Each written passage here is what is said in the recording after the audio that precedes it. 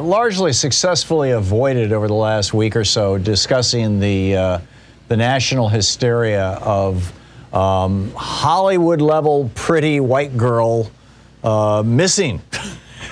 It's like, oh my God, the whole nation needs to mobilize. And missing in Wyoming, in an area where 710 indigenous people, mostly girls, are also missing or have been declared missing in the last 10 years. And there's, dozens of them that are still missing. But, they're not like somebody pretty enough to show up on, in a Hollywood movie. Or by the standards of white culture and Hollywood. Quack, quack, quack. So, at the one level, in my mind, this whole story is a story of white privilege on steroids and how our media is still obsessed with pretty white girls to the detriment of anyone who doesn't, wasn't a member of the Lucky Sperm Club, basically, or unlucky, depending on how you look at it. But now that her body has been found, Gabby Petito, and that her fiancé, Brian Laundrie, Laundrie, is on the lam down in Florida, on the run. He took off with a backpack, said, see you later, and who knows where he is. And we're looking at now the police video of when the police pulled them over because boyfriend Brian had been wailing on now dead Gabby. It appears that this is more than just a missing white girl story. And the reason I want to discuss it, and you largely can't avoid it, of course, is because it's been all over the media. Now, it was a made-for-TV story. I mean, they were using social media to document their trip, and they were this cute couple, and everybody was liking it, and they were getting lots and lots of hits on whatever it was, whether it was Facebook or TikTok or whatever. And then suddenly it stopped, and so now part of the Find Brian, Find the Bad Guy has moved into social media too. So it has become not just a Wyoming and Florida story or even a national story. It's become an international story. And while the whole white privilege aspect of it, I think, was the biggest part of the story up until the last day or so, what we're learning now is that this is also another example of the male privilege of beating the crap out of women and suffering no consequences, which is what happened when the cops pulled them over, and they wanted to make sure she was okay. And she said what abused women often say when they're threatened with violence by their intimate partner. It was my fault. It was my OCD that made him hit me. And so now what we have is a domestic abuse turned into domestic murder case, in all probability. Obviously, he hasn't been tried in a court of law. He's not been convicted. So you could argue that I'm premature in saying that he killed her. But I think that had he not killed her, he would have behaved very differently. And so there's a killer on the loose. But he's not just a killer. He's one of these men who wants to completely control the woman in his life, who considers her his property.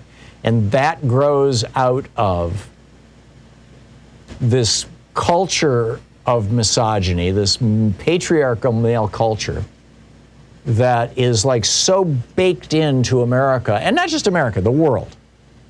Let's just be honest about this. This goes back to the beginning, the development of agriculture, basically, when you needed more people to work on the farm, and so women started becoming basically like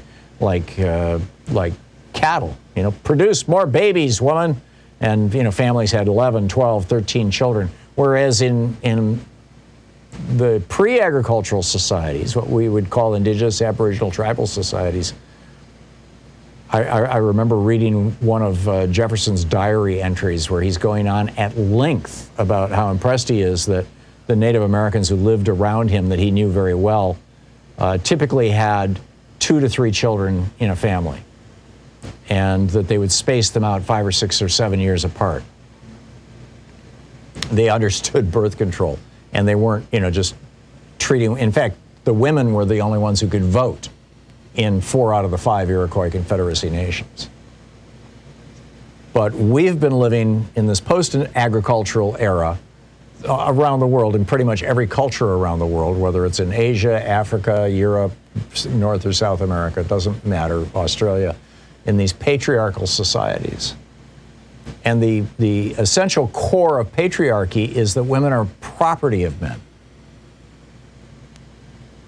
And even the laws designed to protect women are like property laws. Like, you can't set fire to your own house, you can't beat up your wife. But there's that "your" in there, your property. And I'm hopeful that the media will begin to discuss this in the appropriate context, because this is an ongoing and serious problem in our culture. It has been forever. I mean, it used to be so baked in that when, in the 1950s, late 50s, early 60s, when Jackie Gleason was doing his TV show, The Honeymooners, I think it was on CBS, that whenever he disagreed with his wife, Alice, he would make a fist and put it in her face and yell, "To the moon, Alice!" Like, "I'm going to punch you so hard you're going to go to the moon." And she'd back down. And there would be a laugh track. And Americans would go, "Oh, look at that. He got his way." I think we're a little less tolerant of that now.